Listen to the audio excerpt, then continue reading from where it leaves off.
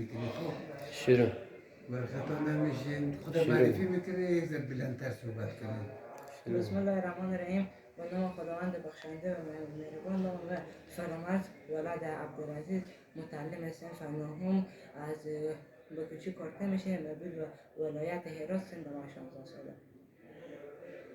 شما این برنامه رادیویی رو میشنوین یا بله رادیو بی بی سی و رادیو باران؟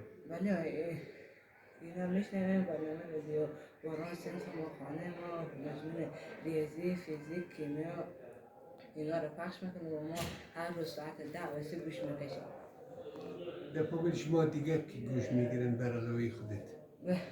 برای خود من همشیران هم گوش میکشم، چون که اونا از مکتب باز موندم.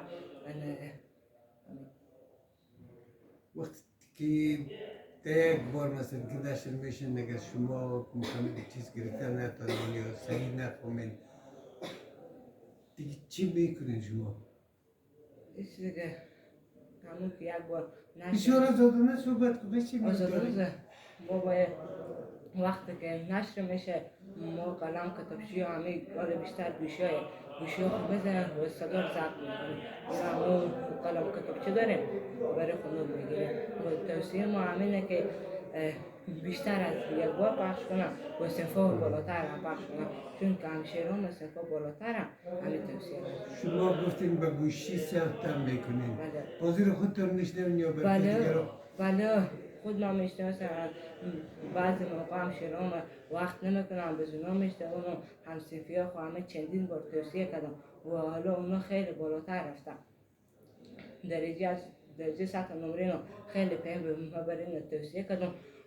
گفتم باشه حال اونا همه رادیو باران گوش میکشه، همه مزامین حال خیلی سطح ما بالا رفته، از 0 به 50% رسید. اینه که به گوشی ثبت کردی به سیم هم میشنوی برای صرف میگه ارشیفیتن؟ مکتب نمیگذارم، با همشیرها و به رفقا دوستا میشنوم، برای اینو توصیه هم بکنم. دیگه بغیر از همشیران دیگه برای کی توصیه کردی؟ بدون همسنفی دیگه برای کی توصیه کردی؟ برای قوم، بچه بکو، بچه ماما، بچه خاله، دخترمه بزنه همگی توصیه کردن، چون که بیشتری که دخترها از مکتب باز موندن. برای اینو توصیه کرده که همه رادیو باران همه مضامین مگذاره. وقتی خودت توصیه کردی و مالی میشنون چی میگن است؟ تشکری میکنم و خیلی از قبل سطح دانش ما بالاتر رفته، سطح مهارت ما بالاتر رفته. تشکری میکنم. یعنی یک بار که نشر میشه صحیح گرفته نمیتونین، رسالت میسازین چندین بار میشنوین؟ بله چندین بار میشنیم. باز ما داریم کتابچه و قلم و او نوشته میکنیم. مثلا وای وقت برقانی گوشی برقان داره، کتابچه هست، کتابچه مرور میکنیم. حال خود مضامین 4 مضمون نشر میشن بله که بیولوژی است، کیمیا است، فیزیک است، ریاضی است. این مضامین دیگه تقاضا داریم که دیگه نشر شد. بله. مثلا دیگه کدام مضامین تقاضا ما مثلا؟ همینه که تمام مضامین بخش هم از صنفای بهتر هم از صنفای بالاتر.